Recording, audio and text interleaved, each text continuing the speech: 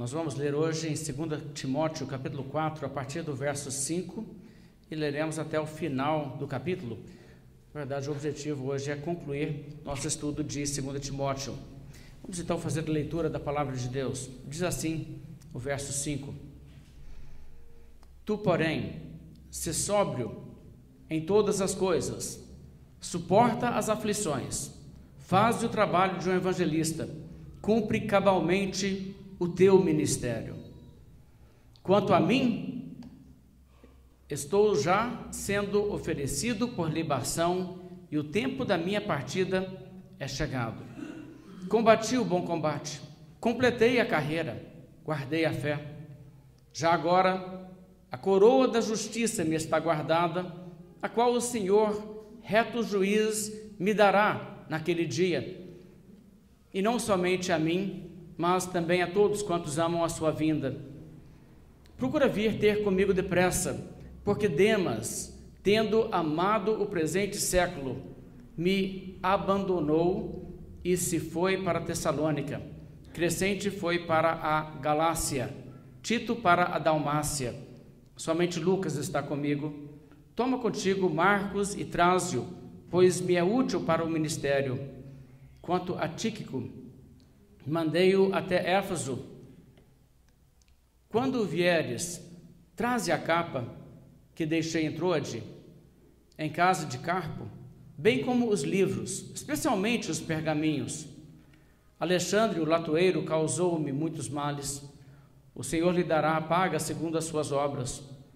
Tu, guarda-te também dele, porque resistiu fortemente às nossas palavras. Na minha primeira defesa, ninguém foi a meu favor, antes todos me abandonaram. Que isso não lhe seja posto em conta. Mas o Senhor me assistiu e me revestiu de forças para que, por meu intermédio, a pregação fosse plenamente cumprida e todos os gentios a ouvissem. E fui libertado da boca do leão. O Senhor me livrará também de toda obra maligna e me levará salvo para o seu reino celestial. A ele, glória pelos séculos dos séculos. Amém. Saúda Priscila e Áquila e a casa de Onesíforo. Erasto ficou em Corinto. Quanto a Trófimo, deixei-o doente em Mileto. Apressa-te a vir antes do inverno. Eubulo te envia saudações. O mesmo fazem Prudente, Lino, Cláudia e os irmãos todos. O Senhor seja com o teu espírito, a graça seja convosco. E assim o apóstolo Paulo conclui a sua carta a Timóteo, a última carta que ele escreveu, o último testemunho escrito que temos desse homem, desse grande servo de Deus, que Deus usou tão tremendamente, que tem abençoado gerações. A passagem que nós lemos tem essencialmente dois elementos. Existe algo sobre a perspectiva de Paulo sobre a sua morte que está para chegar. Existem os preparativos de Paulo para o que vem a seguir, deixando, de certa forma, nas mãos de Timóteo o cargo de levar adiante a obra. Não exclusivamente Timóteo, mas como essa carta é dirigida a Timóteo, ela é, então, para ele. Você encontra que, à medida que lemos essa passagem, existem pensamentos do apóstolo Paulo que primeiro ele cita sobre algumas pessoas, depois fala mais alguma coisa, lembra de mais uns nomes e fala, e na verdade é uma forma bem natural de uma pessoa agir e se expressar com bastante espontaneidade. O apóstolo Paulo vai escrevendo e aquilo que vem à sua mente, o que é importante, ele vai colocando antes de fechar a sua carta. Mas o que é importante mesmo nessa passagem é a perspectiva com que Paulo encara a realidade da sua morte iminente.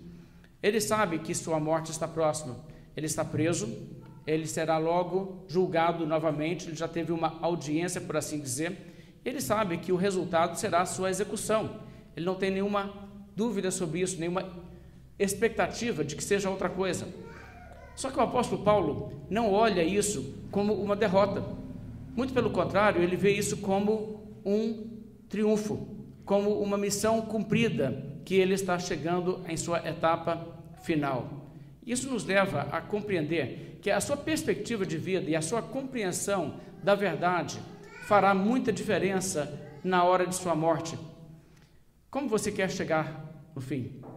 O que você quer que passe pela sua cabeça quando você está diante do fato que não demora muito e você partirá deste mundo? Nós não sabemos que viveremos até o Senhor Jesus voltar. Pode ser que Jesus volte antes, mas se Ele não voltar antes, nós também chegaremos no fim desta vida. E se isso acontece, nós temos alguma espécie de aviso prévio, sabemos que está chegando. Então, isso pode levar a uma revelação do que está realmente no fundo do nosso coração. E o que é tão impressionante sobre o apóstolo Paulo é que a sua perspectiva, que transparece nesse momento, em um momento de sinceridade, não existe mais uma possibilidade de encarar a coisa teoricamente, a coisa agora é muito prática, a coisa agora é bem tangível. Ele sabe, daqui a pouco eles vão me matar. E como é que ele reage? Bem, o apóstolo Paulo tem uma perspectiva de que a sua vida, a função de sua existência é servir a Cristo. Ele tem uma missão neste mundo e é isso, servir a Cristo. Como ele havia dito antes, para mim viver é Cristo. E então, com isso, ele sabe uma coisa que é real. Não existe nada por acaso, Deus é soberano sobre tudo. Se é esse o desfecho, então essa é a vontade de Deus. É assim que Deus está me tirando deste mundo, em sua providência. E até mesmo os atos malignos de homens maus que vão trazer a execução do apóstolo Paulo, nada mais são do que o instrumento que Deus emprega para levá-lo para casa. Então o apóstolo Paulo não encara isso nem com derrota, e nem com medo, nem com terror. Aliás, ele aceita isso com bastante tranquilidade. E o que é impressionante aqui. Agora, eu digo uma coisa, se a sua vida gira em torno dos seus próprios projetos, então a morte será certamente uma derrota, porque quando nós fazemos nossos projetos, nós nunca chegamos no dia que dizemos, e aí dia tal terminarei, e aí eu estarei pronto. Não, nós sempre estamos planejando mais alguma coisa para nós mesmos, mas se nós pensamos assim, olha, eu existo à disposição de Deus, que Ele me use, e se o propósito dele é de me usar até data tal, e aí terminou minha obra aqui neste mundo, ótimo, beleza, como dizemos, né? Então eu estou pronto. E é exatamente essa a perspectiva do apóstolo Paulo. O apóstolo Paulo sabe o que vem depois de sua morte. Ele fala de sua morte não como um fim, mas como uma partida. Que ele não vai sair de existência, ele não vai apagar, ele não vai dormir, ele vai embora daqui. E ele estará em outro lugar. E ele sabe muito bem para onde irá, como ele disse aos filipenses, que partir significa estar com Cristo, o que é incomparavelmente melhor. Então, com essa certeza, o apóstolo Paulo está falando enquanto ele encara a morte, e a morte se aproximando. E ele sabe, o passar dos dias aproxima cada vez mais. O apóstolo Paulo não é um homem jovem, mas ele também não é um homem que teria motivo de pensar que não poderia viver mais anos se não fosse executado. De fato, ele tinha uma perspectiva de poder viver ainda uma década, duas ou mais, se não houvesse nada de estranho em sua vida. Só que nessa realidade, o apóstolo Paulo sabe agora é uma questão de semanas, meses no máximo. Então, olha o que o apóstolo Paulo diz. Verso 5, ele tem uma transferência para Timóteo, é como se ele estivesse dizendo, Timóteo, eu estou indo embora agora com você. Não será mais possível que eu atue. Então, eu completo a minha carreira. Agora, fique você para trás, complete você a sua. Veja o verso 5. Tu, porém, se sóbrio em todas as coisas, suporta as aflições, faz o trabalho de um evangelista, cumpre cabalmente o teu ministério. Está vendo o contraste? Paulo vai falar sobre o seu próprio ministério que se finda.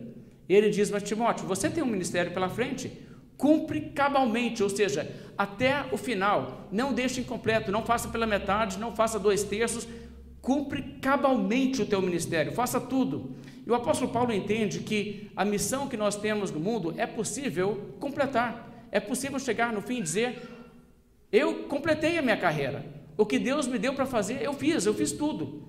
Não é que nós somos perfeitos e nunca falhamos, mas é que na graça de Deus, o plano de Deus é um plano de nos usar, apesar de nossas imperfeições e falhas, e se nós formos fiéis, mesmo tropeçando, levantando, o que acontece é que podemos sim chegar no fim de nossa vida, olhar para trás com sucesso e dizer, a minha vida foi exatamente o que Deus queria que ela fosse, e eu fui usado por Deus. Sabe, isso é uma perspectiva para todos nós.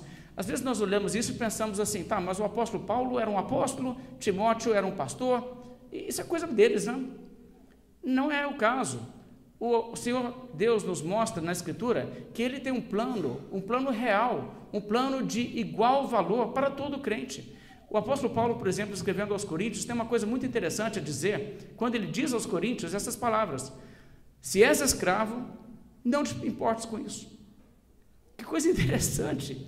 Qualquer pessoa, olhando essa situação, pensando assim, eu sou um escravo, minha vida, eu não posso fazer nada para Deus, né? Porque, tipo assim, eu levanto de manhã e trabalho até de noite, e eu não tenho nem dia de folga, então,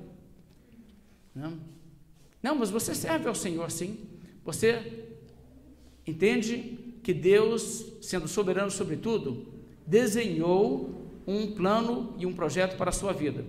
Então Paulo diz, se você tiver a oportunidade de se libertar, de ganhar sua liberdade, aproveita. Mas se não, não te importes com isso. Entenda o seguinte, o plano de Deus para a minha vida é estar nessa situação. Então o que eu faço com isso? Eu vivo a vida cristã de acordo com como Deus quer que eu viva. E sabe o que é interessante?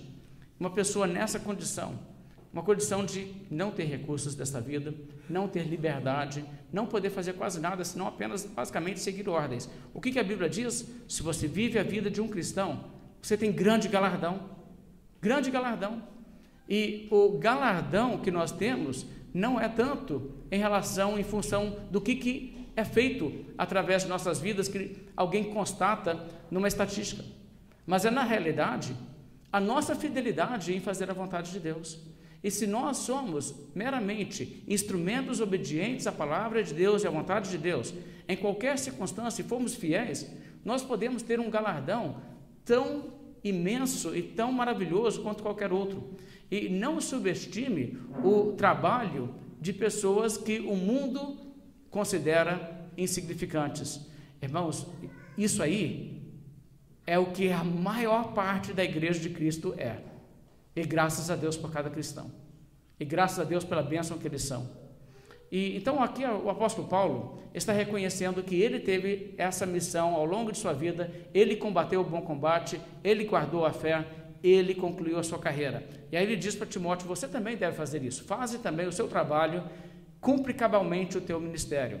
Mas ele diz, quanto a mim, verso 6, estou já sendo oferecido por libação, o tempo da minha partida é chegado. Então o apóstolo Paulo reconhece isso, olha, a minha vida aqui no mundo está no fim. E ele retrata de duas formas o fim de sua vida. Ele diz, estou sendo já oferecido por libação. O que é isso? Se você olhar os sacrifícios no Velho Testamento, havia o sacrifício de libação. Na realidade, em algumas oferendas que se fazia a Deus no templo, o que eles faziam, eles sacrificavam um animal, queimavam o animal, depois, em seguida, havia um alimento, um manjar que era colocado ali também como oferta, e enfim, a libação por cima disso, e a libação era a coisa completa final. E o que o apóstolo Paulo faz ao fazer essa comparação, uma pessoa que conhece profundamente o Velho Testamento como o apóstolo Paulo, ele está retratando o seguinte, entre outros sacrifícios que eu já dei, agora essa é a última. Isso é o que completa a totalidade da minha vida entregue a Deus. O apóstolo Paulo que falou que nós devemos viver como sacrifícios vivos para Deus, nos entregar como sacrifícios vivos, viver para Cristo, a nossa vida, uma vida de entrega total a Deus e a causa de Deus, e assim o apóstolo Paulo vive. Então o que o apóstolo Paulo reconhece aqui, é como se aquilo que já veio antes, em toda a sua vida, em todo o seu ministério, ele lembra daquelas etapas do sacrifício, teve o sacrifício do animal, o alimento e agora a libação derramada por cima de tudo, a coisa final. E ele então vê a sua vida sendo entregue desta maneira. É o ato final de sacrifício, onde ele se entrega. Eu quero que você entenda o que está realmente acontecendo aqui. O apóstolo Paulo está sendo julgado. Ele será julgado, ele será colocado diante de uma proposta, certamente que se ele volta atrás, se ele nega o cristianismo, se ele decide renegar tudo aquilo que ele tem ensinado, haveria, aliás, grande contentamento por parte dos seus inimigos, e ao invés de quererem que ele fosse então morto, eles gostariam mais que ele estivesse vivo para então proclamar essa mensagem contrária ao que ele tinha dito. Mas o que ele faz é que ele leva o seu testemunho até as últimas consequências. E ele não nega a verdade, a mensagem que ele tem pregado. Ele não nega que ele viu Jesus Cristo ressurreto, que ele aprendeu essas verdades com o Senhor Jesus Cristo, e que ele então pregou o evangelho que ele não aprendeu de homem algum, mas diretamente do Senhor Jesus. Então ele diz, essa mensagem é real, essas coisas são fatos. Então, diante desse quadro, ele é, sim, executado de uma forma totalmente injusta e arbitrária, dentro de um sistema corrupto de governo. E, no entanto, o apóstolo Paulo, ao fazer isso, tem um impacto muito grande.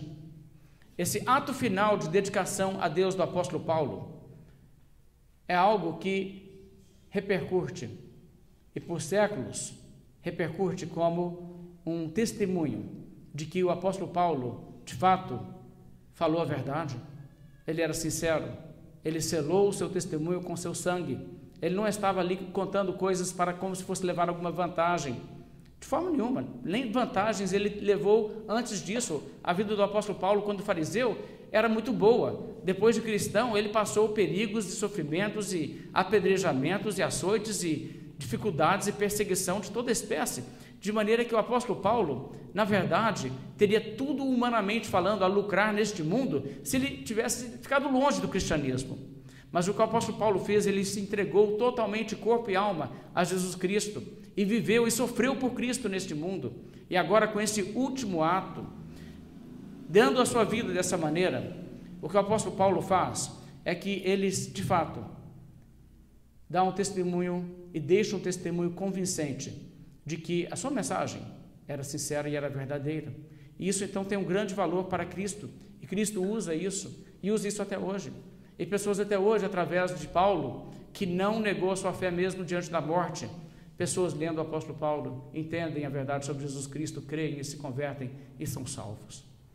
O apóstolo Paulo entregou a sua vida de bom grado, dizendo, se é assim que Deus quer que termine minha vida, então vamos lá, eu faço isso por meu Senhor. Paulo não ficou ali pensando assim, Elias foi levado numa carruagem de fogo, por que eu não posso ter uma saída dessas? Era uma saída legal também, era grande escala. Não, mas ele não fica pensando isso, ele diz, o que Deus quer? O que Jesus quer? Como que Jesus quer usar a minha vida? Se eu posso servir a Cristo dessa maneira, e então está óbvio para mim agora que é isso que Deus quer de mim, então eu entrego a minha vida com bastante gosto, porque eu faço isso como uma oferta de libação a Jesus. É isso que Paulo faz. Então a sua perspectiva de vida é essa. Paulo quer glorificar a Cristo, e ele está só procurando mais um jeito de glorificar a Cristo. E você glorifica a Cristo, não sendo criativo, mas obedecendo a sua vontade. Se essa é a vontade de Deus, Paulo então está totalmente disposto a fazer isso. Agora, o apóstolo Paulo sabia desde o início de sua vida, como um cristão, que o seu papel, chamado por Deus, era de testemunhar, inclusive perante autoridades. Se você olhar em Atos capítulo 9, o verso 15, quando o apóstolo Paulo ainda estava sendo ali chamado por Deus, ele estava cego depois de ter visto o Senhor Jesus Cristo. Deus diz em Atos 9, verso 15, a Ananias, vai, porque este é para mim um instrumento escolhido para levar o meu nome perante gentios e reis, bem como perante os filhos de Israel. Ou seja, Deus disse a Ananias, vai lá, confia, esse homem não está numa cilada para te prender, eu estou chamando esse homem, eu tenho um propósito com a vida dele, e o propósito é que ele testifique de mim, que ele seja testemunha a meu respeito, perante os gentios e reis. É interessante que o apóstolo Paulo, a essa altura, já testemunhou diante de vários reis. O livro de Atos nos conta como ele testemunhou perante o rei Agripa, ele testemunhou perante os governadores, Festo, Félix, homens que estavam na autoridade para julgar, e agora estando já em Roma, e já tendo tido uma audiência, Paulo testifica diante do imperador e das outras autoridades que estão presentes ali para o seu juízo. Isso é muito interessante porque o apóstolo Paulo, dotado de uma mente brilhante, uma das pessoas assim, mais influentes em toda a história da humanidade, uma pessoa que quando você lê os seus escritos você percebe, é um homem genial, realmente com uma mente privilegiada.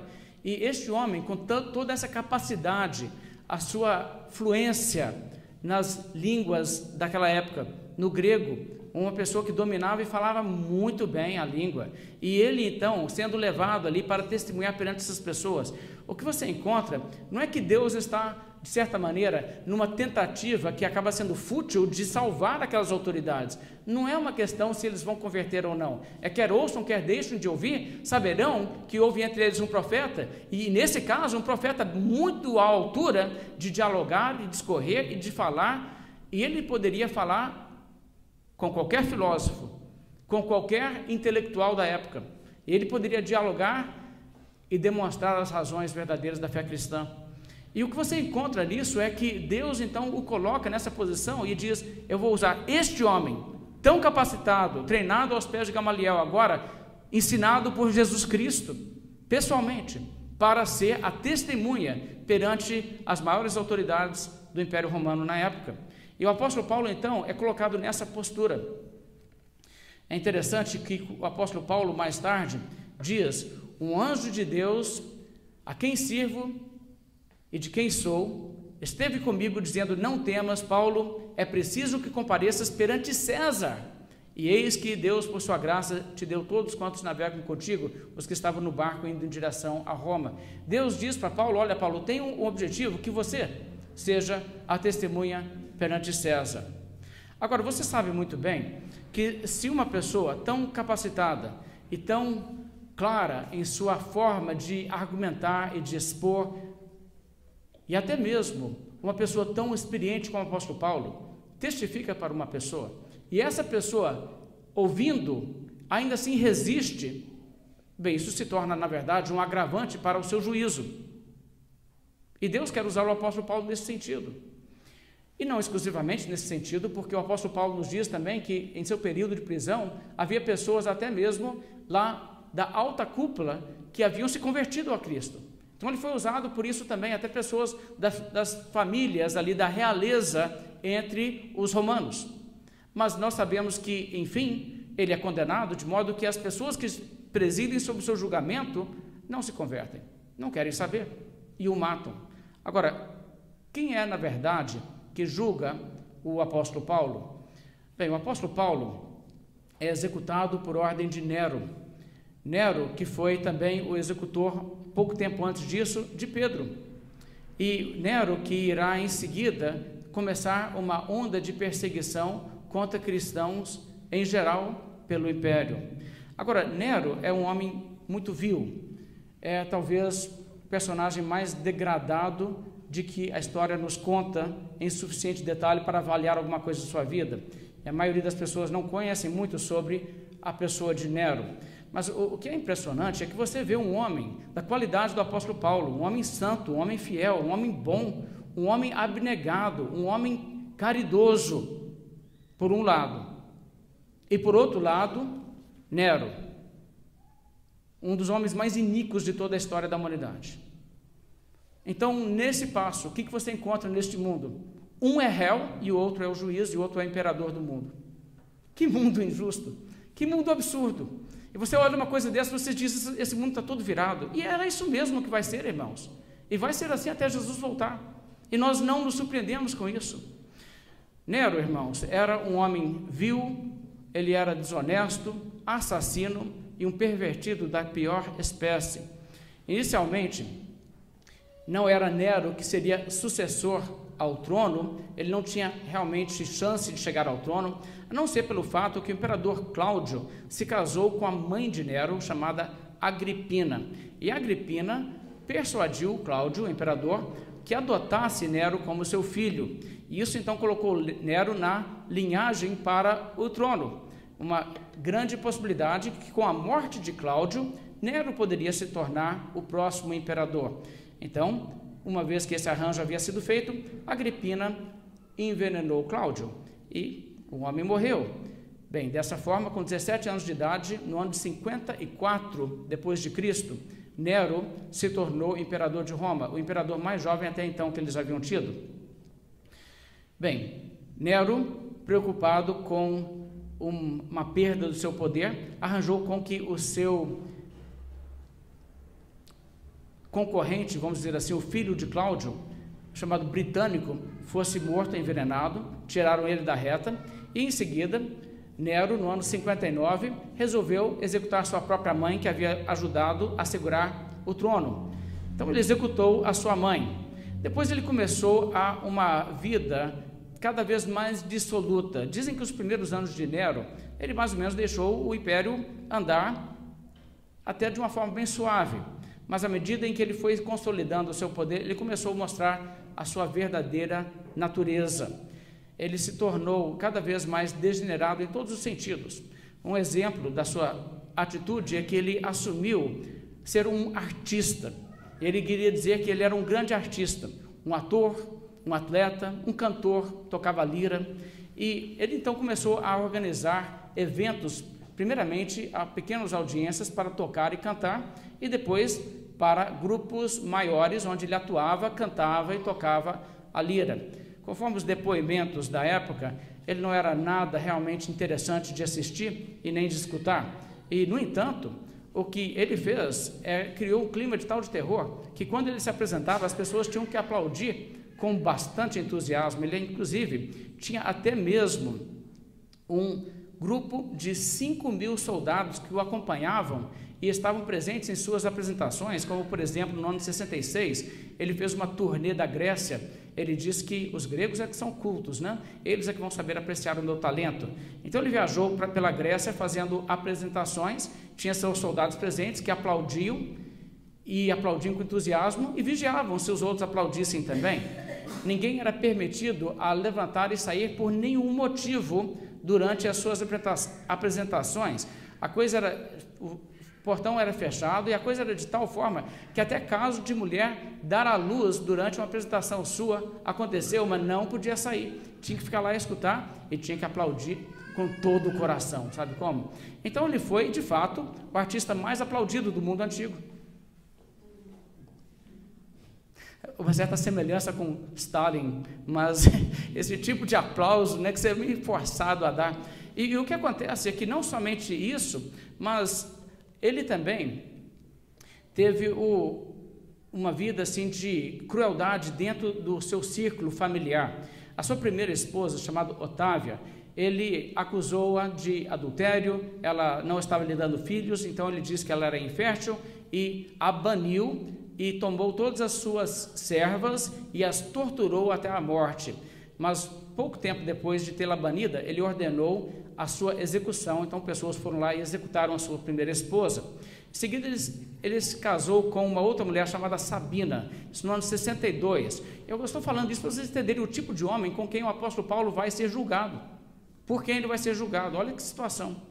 Essa segunda esposa teve uma filha que morreu bem assim infante, e na sua segunda gravidez ela teve a desventura de criticar Nero por alguma coisa.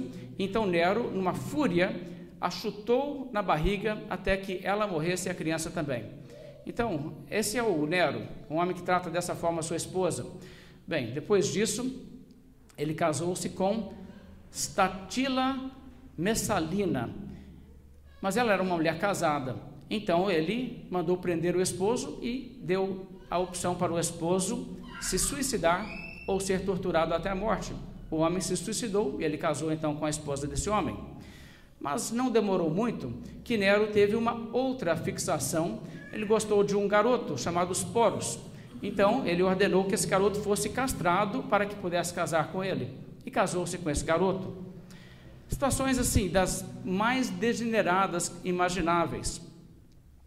De acordo com um historiador chamado Cassius Dion, Nero tinha inclusive um hábito de se vestir como um animal e capturar pessoas totalmente inocentes e colocá-las amarradas para que ele viesse e as atacasse como animal, praticando o canibalismo da carne dessas pessoas. Esse era o homem que nós estamos falando. Nero, por fim, resolveu queimar a cidade de Roma para criar espaço para seus projetos. Ele achava que ele podia fazer uma Roma melhor, mais bela.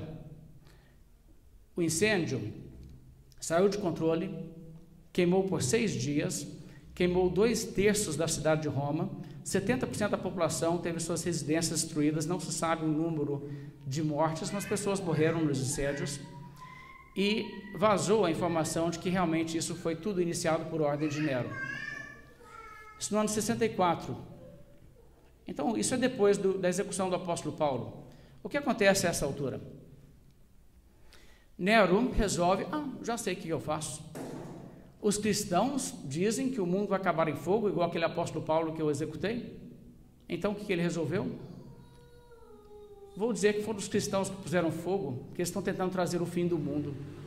E com esse ato, para mostrar que ele estava muito sério em punir quem tivesse iniciado os fogos em Roma, ele passou a perseguir os cristãos generalizadamente. Ele levou os cristãos às suas mortes, aos milhares. As formas que ele gostava de fazer era levar os cristãos a serem amarrados em sacos feitos de couro de animal e lançado a animais ferozes para que fossem devorados. Outros foram colocados como a parte que queima de uma vela de cera para iluminar seus jardins à noite, enquanto ele banqueteava pessoas sendo queimadas. Conforme todo relato histórico, Nero foi uma das pessoas mais desprezíveis e vias do mundo. E esse homem que está no poder, esse homem é que vem a julgar o apóstolo Paulo. Este homem é que tem o poder neste mundo de decisão de dizer se Paulo fica vivo há mais alguns anos ou se Paulo tem que ser tirado da face da terra. Agora você imagina que situação. É uma situação onde você olha e fala assim, mas que mundo mais absurdamente injusto. O que está acontecendo?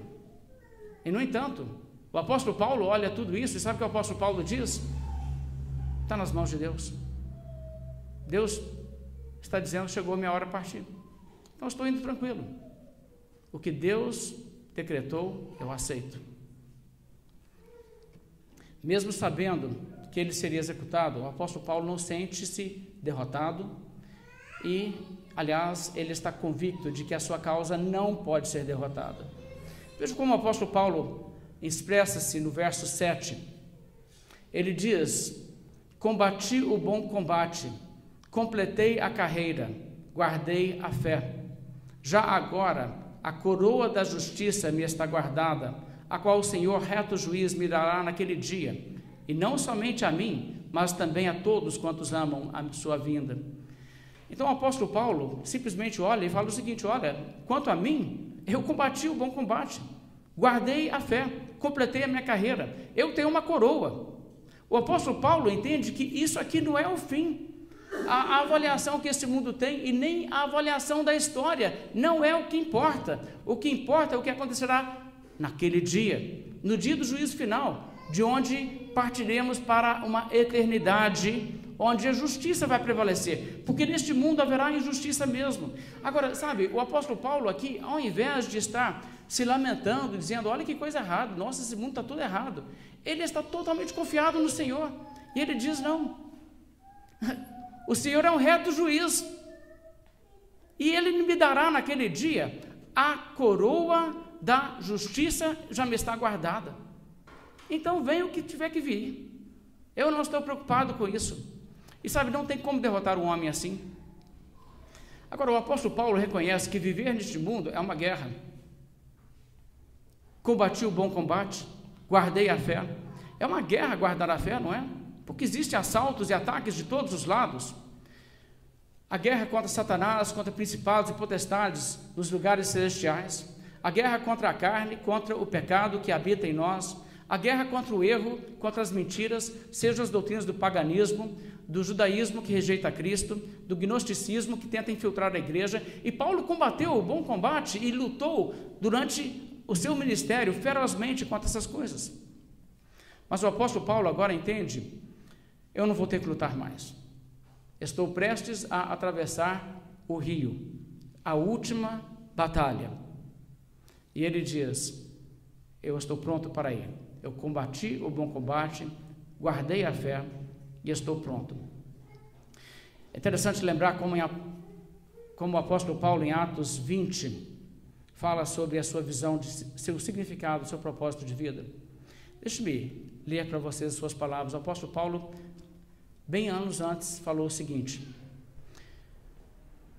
agora, constrangido em meu espírito, vou para Jerusalém, não sabendo o que ali me acontecerá, senão que o Espírito Santo de cidade em cidade me assegura que me esperam cadeias e tribulações.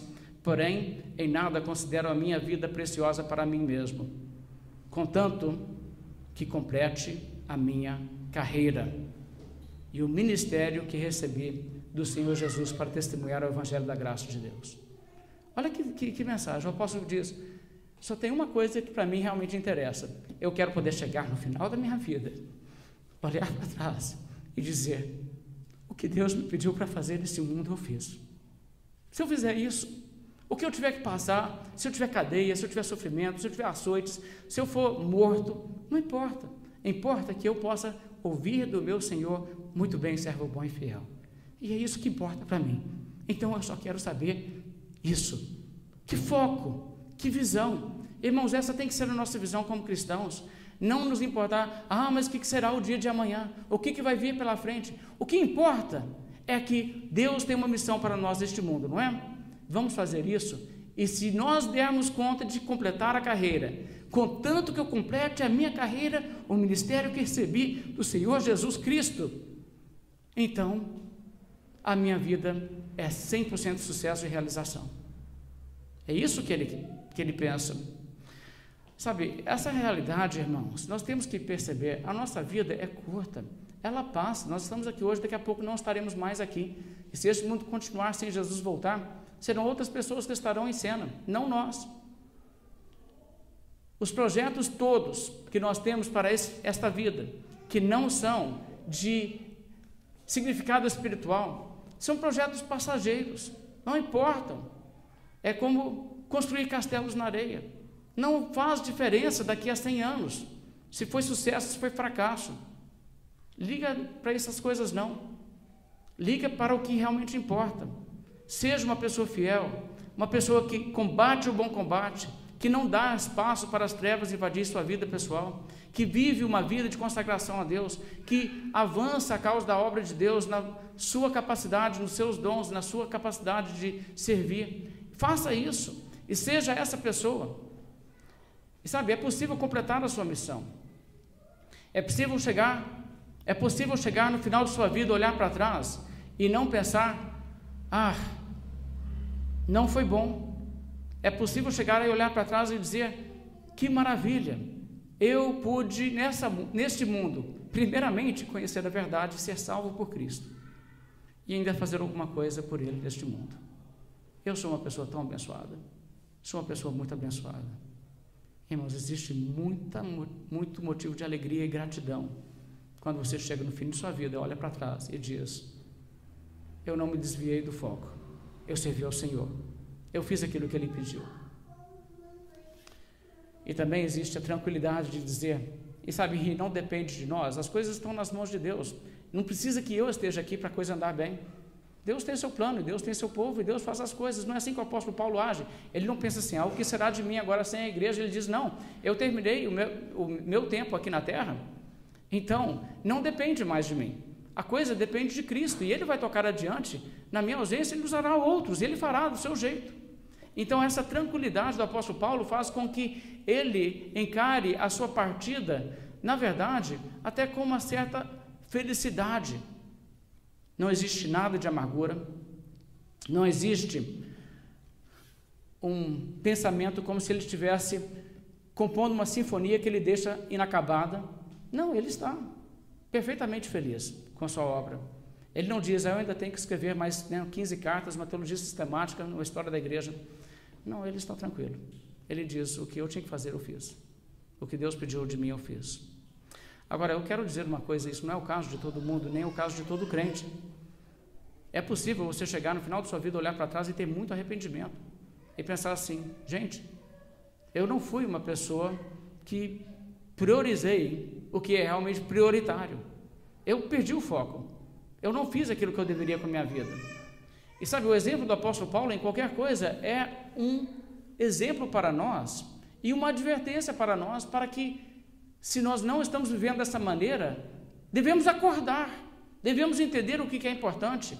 Não podemos simplesmente viver essa vida sem pensar nas coisas que são as mais importantes. Devemos dizer, não, eu quero realmente ser aquilo que Deus quer que eu seja, e eu não vou deixar nada tirar o meu foco. Bem, tendo dito isso sobre a perspectiva do apóstolo Paulo, eu quero passar a olhar as coisas que Paulo faz, meio que fazendo seus arranjos finais aqui, para então deixar as coisas neste mundo. Verso 9, ele diz, procura vir ter comigo depressa. Ele tem uma certa pressa que ele quer encontrar com Timóteo. Certamente ele tem mais a passar do que ele irá escrever. Então tem essa questão, ele quer conversar com Timóteo, mas também ele tem pressa. Ele diz no verso 21, apressa-te a vir antes do inverno. E o que está envolvido nessa questão, venha antes do inverno? Bem, o apóstolo Paulo está em Roma, que é uma cidade na Europa, sul da Europa, mas ainda assim uma cidade onde chega a fazer muito frio. E o apóstolo Paulo, estando preso, o seu próximo julgamento deve ser ainda depois da chegada do inverno. E o apóstolo Paulo está preso numa condição onde ele nem mesmo tem uma capa para se cobrir. Agora, isso é uma situação de muito desconforto físico, especialmente com a chegada do inverno. Então, o apóstolo Paulo, no verso 13, diz, quando vieres, traze a capa que deixei em Troade. Ele tem uma capa, mas não está com ele não tem como ir buscar, e ele então pede que Timóteo venha e traga a sua capa. Agora, olha só que situação, o apóstolo Paulo está ali, nessa situação, e pessoas que poderiam ajudá-lo, o abandonaram, de forma que ele está passando frio na cadeia, e o inverno só vai piorar esse quadro. E ele diz, apressa-te, para que você venha antes do inverno, e venha trazendo minha capa. Puxa, mas que fim, né? E olhe, aqui estamos vendo o contraste absurdo com que o mundo trata um servo de Deus, mas o desprezo dado a este, em contraste com a regalia dado a outros, que por mais desprezíveis e degenerados que sejam, o que eles ordenam, todo mundo se desdobra para fazer. E não é assim mesmo. Sabe, às vezes nós olhamos para a Bíblia e nós falamos, aqueles bons velhos tempos, né, quando a igreja era pura, lá na época dos apóstolos, sabe, nós tínhamos ali na igreja dos apóstolos vantagens que não temos hoje, a presença dos apóstolos, o ensino inspirado por Deus, né, dos profetas e tudo mais, mas você encontra, irmãos, a mesma espécie de crente falhando e pecando como hoje você encontra, e isso não é uma realidade tão diferente. Lá está o apóstolo Paulo, e olha o que o apóstolo Paulo tem a dizer sobre a sua condição ali. Primeiramente, no verso 10, ele diz, porque Demas, tendo amado o presente século, me abandonou e se foi para a Tessalônica. Agora, isso é uma coisa assim, que dói. Ali está um parceiro que vira as costas, e vira as costas no próprio evangelho, e abandona, se torna um apóstata. E o que acontece? O apóstolo Paulo diz claramente, tendo amado este presente século, a motivação de Demas em abandonar a Paulo é que ele estava fascinado com esse século, esse presente século, este mundo aqui agora. Agora, pense então, Paulo está ali com um homem, companheiro de viagens, trabalhando juntamente com ele, o treinando, investindo na sua vida, mas de repente o apóstolo Paulo é preso, de repente existe uma situação em que servir a Deus e acompanhar o apóstolo Paulo pode ser um pouco complicado. Lucas estava do lado de Paulo, Lucas não era julgado por nada. Ele estava lá, não estava sendo julgado. Mas Demas, que poderia ter acompanhado Paulo, abandona. E o que passa na mente de Demas? Bem, pelo que Paulo diz, nós podemos saber que a coisa é mais ou menos o seguinte: é o fascínio com este mundo, ser popular nessa geração, ser gente importante aos olhos dos seus companheiros, seus colegas, seus semelhantes. É a vergonha de se associar com gente que vai presa, gente que é perseguida. É vergonha de se associar com um bando de discípulos desprezados que o mundo todo olha com desdém. É o que você pode usufruir dos prazeres transitórios do pecado, como diz lá em Hebreus 11. Essas coisas levam pessoas a abandonarem o caminho. E quem não estiver disposto a pagar o preço de ser desprezado e ridicularizado mesmo neste mundo, mas que a opinião dos outros te importa demais, esse amor pelo presente século vai levar à sua ruína espiritual. A pessoa que neste mundo fica pensando assim, mas se eu não viver para Cristo, eu vou ter isso e vou ter aquilo, eu vou poder agir assim, vou poder fazer aquilo, e eu vou poder me divertir muito com o que a Bíblia chama de pecado. A pessoa que ama o presente século vai desviar. É isso que vai acontecer. A pessoa que vai perseverar é a pessoa que ama Cristo. Mas o seu amor, irmãos, será revelado com o tempo. Mais cedo ou mais tarde, o sol sai,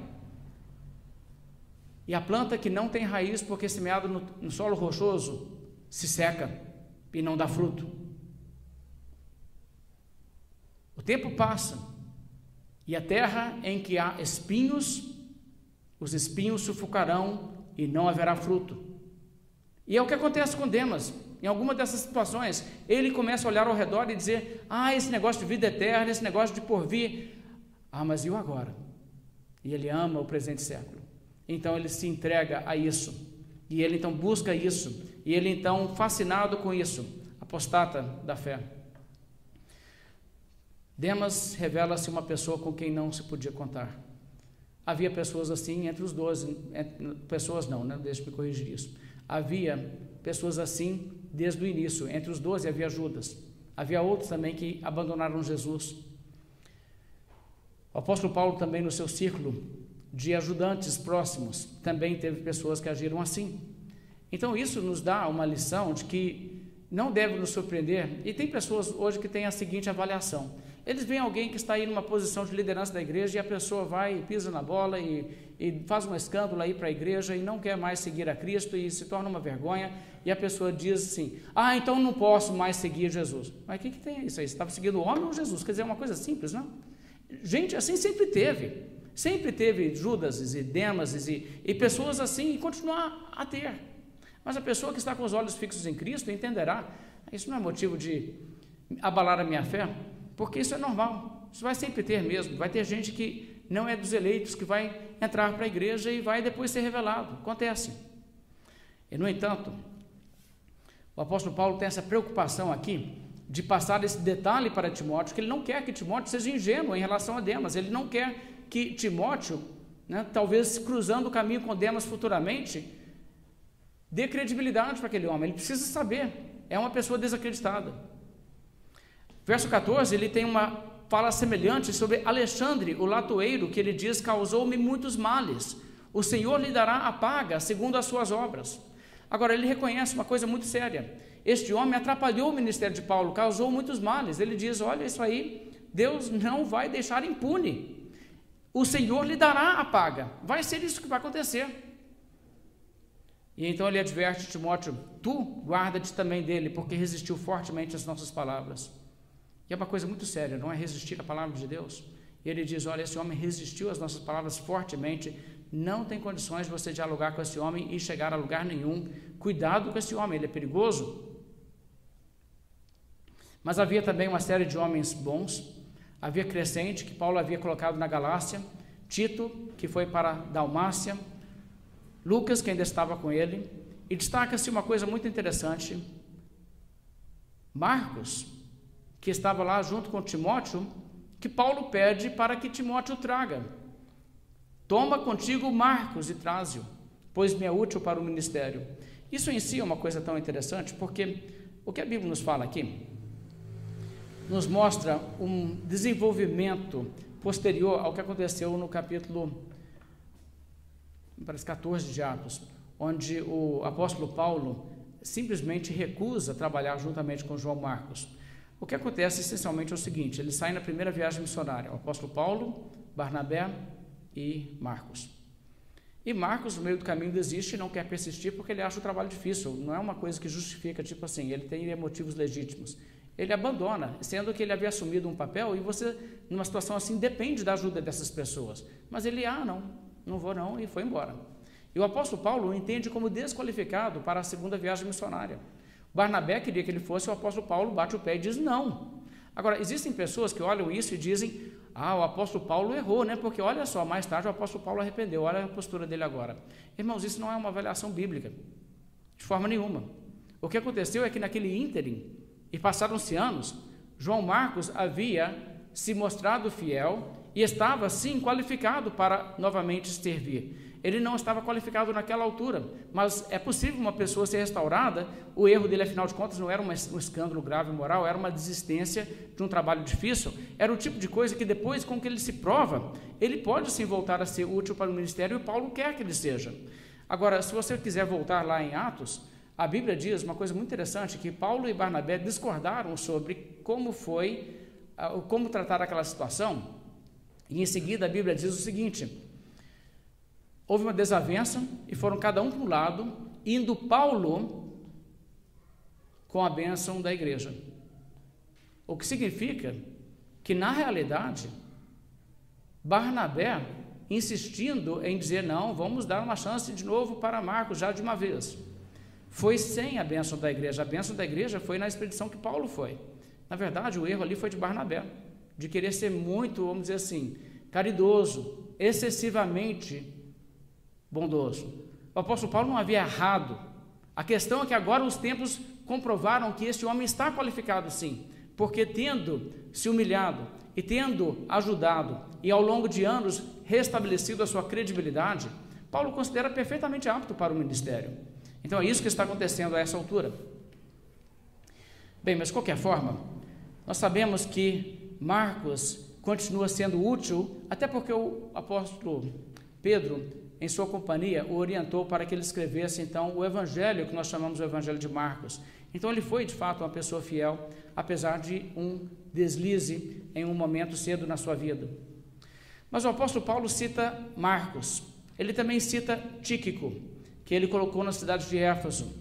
E você percebe, ao ler isso, que o apóstolo Paulo está meio que dando a Timóteo as informações de onde as pessoas estão, porque ele entende o quê? A continuidade da obra agora continua com homens como vocês, como Tíquico, como Timóteo, como Tito, como Crescente. Esses homens é que irão levar adiante a obra. Então o apóstolo Paulo está colocando nas mãos deles e está os colocando em forma de trabalhar como associados. Mas enfim, o apóstolo Paulo volta a falar sobre o que ele está passando. E é nesse contexto que ele vai nos contar sobre o fato que ele está precisando da sua capa, que ele quer os seus livros, seus pergaminhos, no verso 13, uma declaração muito interessante que mostra que até nessa altura o apóstolo Paulo está ainda o quê? Trabalhando com estudos e aprofundando e usando isso até mesmo para, de alguma forma, ser um ministro de Cristo, até nesse momento. Mas ele diz no verso 16, na minha primeira defesa, como eu disse, ele já havia se apresentado para uma audiência. Ninguém foi a meu favor. O que ele quer dizer com isso? Antes todos me abandonaram. Ninguém foi lá e disse, eu testemunho a favor desse homem, ele é inocente. As acusações que os judeus fizeram contra ele são falsas. Eles o acusaram de coisas que ele não fez. Mas ninguém se voluntariou, ninguém compareceu. E por que isso? Sabe, é muito fácil nós olharmos hoje e dizermos o seguinte: mas se eu estivesse lá naquela época, eu teria comparecido. Eu teria falado uma palavra pelo apóstolo Paulo. Nossa, que triste, né? É porque eu não estava lá, aquele povo daquela época. Sabe, a prova disso não é se nós falamos coisas desse tipo sobre o apóstolo Paulo, que hoje é tão conceituado. A questão é como nós agimos com os servos de Deus hoje, quando estão sendo perseguidos, quando estão sendo provados.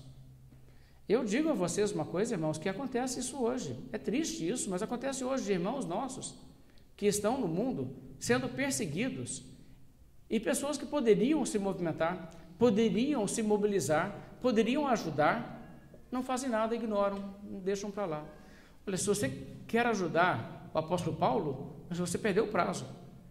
Mas você tem irmãos hoje que você pode ajudar. E sabe, essa é uma das questões, e eu digo isso aos irmãos com assim, muita franqueza. Isso está envolvido até mesmo na maneira em que nós atuamos na política e como nós usamos o nosso voto. Porque ao redor do mundo existem cristãos perseguidos, no nosso país também isso pode acontecer, e a maneira em que nós usamos a nossa pequena influência que seja, podemos promover pessoas que combaterão isso, ou que ficarão indiferentes, ou até mesmo promoverão a perseguição de crentes no mundo. E não tenha dúvida de que isso acontece. Eu tenho relatado aos irmãos em algumas ocasiões como isso é fato. Existem regimes com quem os nossos governantes podem compactuar, que até votar a favor deles numa votação tipo da ONU, para que eles tenham força, e eles estão perseguindo cristãos. E eu digo a vocês uma coisa: os cristãos que estão debaixo da perseguição em países onde isso é real, não entendem crentes evangélicos no Brasil votando em candidatos que estão indiferentes para com isso. Eles dizem, mas lá eles têm liberdade. Eles não pensam na gente aqui, não? Isso é real e isso é sério. Então, se você quer ser uma ajuda, então seja consciente, informe-se, acompanhe os casos de perseguição da igreja. E existe muita informação. Hoje, se você tem internet, você tem acesso a muita coisa. O mínimo que você pode fazer é se informar e orar.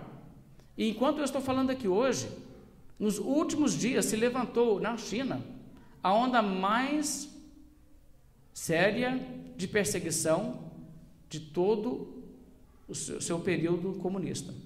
Até pior do que nos dias de Mao Tse Tung. E eles estão fazendo isso agora, estão confiscando igrejas, prendendo pessoas, fazendo coisas assim, horríveis. O mundo pode clamar contra. É triste que os nossos jornais quase não tenham falado sobre isso. Vocês ouviram sobre isso? Vocês sabiam disso? Por que não? Não é difícil de saber por que os jornais não dão importância. Por que não existe um protesto do mundo contra isso? Talvez é porque não importa muito assim para a gente. São outros lá e não são os nossos. Sabe, então é o mesmo tipo de coisa. Naquela época as pessoas tipo assim, está complicado ficar lá para ajudar o apóstolo Paulo nessa situação, vai rolar o que vai rolar, eu vou fazer outra coisa. O apóstolo Paulo não tem amargura com essas pessoas, ele diz que isso não lhe seja posto em conta, ele não entende que essas pessoas são inimigas da fé, ele não entende que essas pessoas são incrédulas, mas ele lamenta que as pessoas o abandonaram, natural que ele lamente. Agora o apóstolo Paulo, apesar disso, não fica desanimado. O verso 17 ele redunda e diz, mas o Senhor me assistiu, Deus não me abandonou, Deus estava lá comigo. Sabe o que é interessante?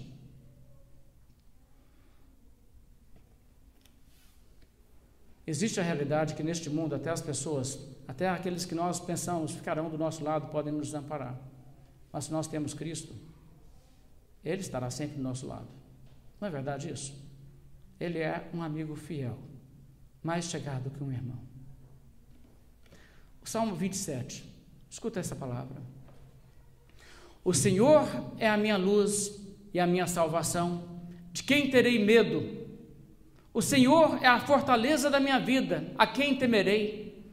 Quando malfeitores me sobrevierem, para me destruir, meus opressores e inimigos, eles é que tropeçarão e cairão. Ainda que um exército se acampe contra mim, não se atemorizará o meu coração. E se estourar contra mim a guerra, ainda assim terei confiança. Uma coisa peço ao Senhor e a buscarei, que eu possa morar na casa do Senhor todos os dias da minha vida, para contemplar a beleza do Senhor e meditar no seu santo templo. Pois no dia da adversidade, Ele me ocultará no seu pavilhão, no recôndito do seu tabernáculo me acolherá, elevar-me-á sobre uma rocha. Agora será exaltada a minha cabeça, acima dos inimigos que me cercam.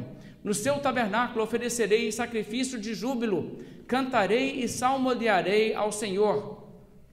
Ouve, Senhor, a minha voz, eu clamo, compadece-te de mim e responde-me. Ao meu coração me ocorre, buscai a minha presença. Buscarei, pois, Senhor, a tua presença. Não me esconda, Senhor, a tua face. Não rejeites com ira o teu servo.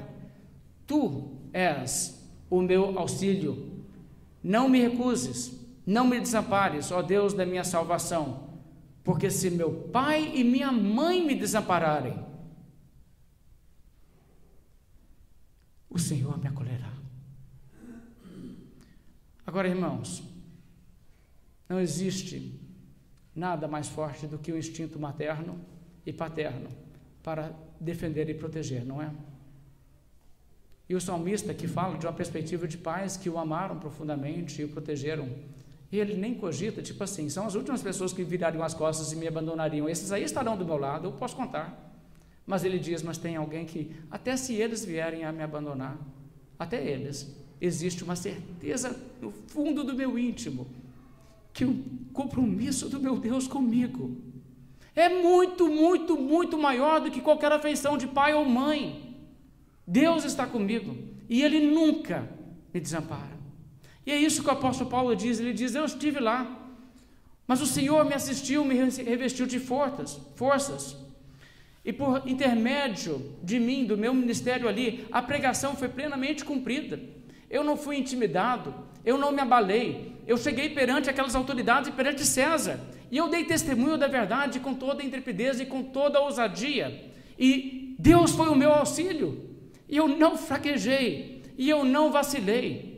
Por quê? Porque eu sei que tem um Deus que me sustenta, e ele diz, esse Deus é tão seguro, mas tão seguro, ele diz que o Senhor me livrará também de toda obra maligna, e me levará a salvo para o seu reino celestial. A Ele a glória pelos séculos dos séculos, amém. Sabe, o apóstolo Paulo está aqui com uma convicção profunda, ele diz, olha, pode todo mundo me abandonar, e eu ficar ali sozinho, e não ter ninguém nem que me encoraje, não ter ninguém que queira saber de mim mais, mas sabe o que vai acontecer? O diabo não vai vencer uma comigo, nenhuma. Ele diz, olha, não é a sua segurança física que ele diz, a minha segurança física está intacta, não, Paulo diz, eu sei que eu serei executado, a minha vida vai ser oferecida como que uma libação, e no entanto, ele diz, o Senhor me livrará de toda obra maligna. Que obra maligna que é essa? Sabe, não é só a execução, ele não está preocupado com isso, ele está preocupado com a sua segurança eterna, com a sua alma ser salva em Cristo Jesus. E ele diz, olha, eu sei de uma coisa, não existe risco no momento do meu julgamento, diante de qualquer punição, tortura, qualquer coisa que eles tragam, não existe risco que eu me perca, porque o Senhor, que é fiel, que não me desampara, muito menos do que pai ou mãe, ele diz, Ele me livrará de toda obra maligna. Resultado, Ele me levará a salvo para o seu reino celestial. Sabe, o apóstolo Paulo não entende que ele completou a sua carreira como um sucesso pessoal, tipo assim, glória a mim, olha o que eu fui capaz de fazer. Ele diz, não, eu cheguei até aqui, sabe por quê? Porque o Senhor me guardou, o Senhor me salvou, Ele me preservou. E ele diz, aliás, o que vai acontecer é que Ele continuará fazendo isso, me livrará de toda obra maligna e me levará a salvo a seu reino. Eu vou chegar lá, eu vou entrar pelos portões da glória e eu serei assistido por anjos ao encontrar com Jesus. É isso que vai acontecer. Impossível de ser outra coisa. Por quê? Porque Deus é fiel. Deus não abandona o seu povo. Sabe, a Bíblia diz que Deus nos chamou desde o ventre. E em Isaías, onde a Bíblia fala isso, Deus promete e diz assim, e até a velhice eu serei o mesmo, e ainda até as cãs eu vos carregarei. Eu vos fiz, eu vos levei, e eu vos trarei, e vos livrarei. E é a isso que Paulo se apega. Ele diz, olha, eu estou tão seguro em Jesus, que não existe nada nesse mundo que nem que o diabo, nem que os homens possam fazer comigo. Então eu estou tranquilo. O meu destino, ainda neste mundo, é tão seguro quanto se eu já estivesse lá no céu. É isso. Então o apóstolo Paulo tem essa convicção, ele tem essa tranquilidade, nenhum desespero da parte dele, nenhuma preocupação, tipo, Timóteo, ore por mim, é difícil, eu não sei, eu tenho medo. Não, irmãos. E sabe, essa mesma realidade pode dominar o nosso coração, e eu creio que Deus dá graça para aqueles que estão para enfrentar esse tipo de perseguição e luta. Eu creio que o Senhor Deus faz com que isso seja de fato o seu reconhecimento, que as pessoas recebem do Senhor Deus essa convicção profunda da sua presença, do seu amparo, de modo que, mesmo que todos abandonem, a presença do Senhor é forte na vida das pessoas. Eu acho que os inúmeros casos da história da igreja confirmam essa percepção do que a Bíblia está dizendo aqui. Isso aqui não é para o apóstolo Paulo, isso aqui é para crente, isso aqui é para você, isso aqui é para mim. Isso aqui, irmãos, é precioso porque é pessoal. Confie nisso. O Senhor te buscou lá de trás, não foi? O Senhor te carregou até aqui. O Senhor te livrará e te carregará até o final. Isso é muito maravilhoso. A conclusão, o apóstolo Paulo diz nos versos 21 e 22, algumas palavras aqui de conclusão, cita mais alguns nomes, saudações e coisas desse tipo. E a última coisa que o apóstolo Paulo faz é deixar uma bênção. Verso 22, o Senhor seja com o teu espírito, a graça seja convosco. O apóstolo Paulo faz isso, não faz? No início, a abertura de sua palavra, ele abençoa, e no final de suas epístolas, ele emite novamente uma bênção. Ele sempre faz isso. Por que ele faz isso? É apenas uma espécie de tudo de bom cristão? É isso que estamos fazendo? Estamos dizendo meio que, eu tenho votos, eu quero o melhor para você. Porque, sabe, quando as pessoas desejam muitas vezes, olha, tudo de bom, felicidades, muitas vezes é um desejo, mas não existe realmente capacidade de produzir nenhum resultado. São palavras que expressam um sentimento genuíno, geralmente, e um sentimento que, de fato, demonstra o carinho, a afeição que temos por nossos amados, mas não muda muitas coisas. Mas é isso que está acontecendo aqui, com linguagem, assim, de crente, é isso? Não, irmãos, é mais do que isso.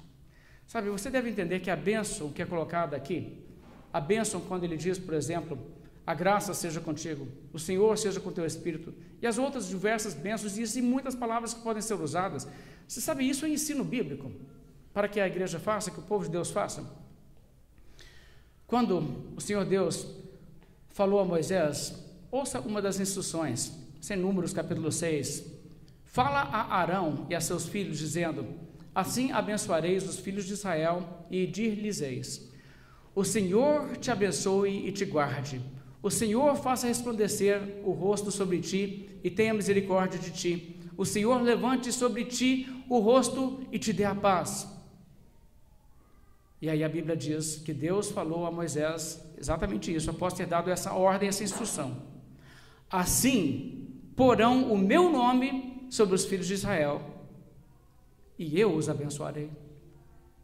Sabe que existe uma realidade que quando recebemos assim a bênção através das pessoas que Deus coloca nessa posição de liderança, que existe uma realidade nisso, que Deus então coloca a sua bênção sobre as pessoas. Isso é muito maravilhoso. É por isso, irmãos, que o apóstolo Paulo sempre faz assim. E é por isso que no culto cristão nós temos também essa prática de abençoar o povo de Deus no nome do Senhor, porque essa bênção não é apenas uma palavra, é uma realidade que Deus diz, faça assim, e sabe o que vai acontecer? Por vocês fazerem isso, eu abençoarei. Agora, o povo de Deus sempre levou isso muito a sério. Você encontra lá no livro de Gênesis e outras partes da Bíblia, como eles prezavam receber a benção da pessoa que tinha autoridade dada por Deus sobre suas vidas, como a bênção do Pai. Não é importante isso? E a Bíblia mostra que isso é real. Então não existe nada de simplesmente sentimental nisso. Isso é concreto, isso é real. Como que isso se traduz, eu não sei. Só sei que se Deus diz, faça isso que eu os abençoarei, então é especial. Eu não quero perder isso não. Que Deus realmente nos abençoe. O apóstolo Paulo, sempre assim como apóstolo, abençoando então a igreja. Aqui ele então manda sua bênção também sobre Timóteo. Que nós sejamos também um povo abençoador. Que nós abençoemos em nome do Senhor Deus, a nossa família, aos nossos irmãos, a nossa igreja. E que Deus seja assim também satisfeito em abençoar o seu povo. Bem, irmãos, chegamos ao final dessa epístola, uma epístola muito forte, muito emocionante. Que Deus aplique aos nossos corações as lições que temos aprendido. Vamos nos colocar de pé, fazer uma oração.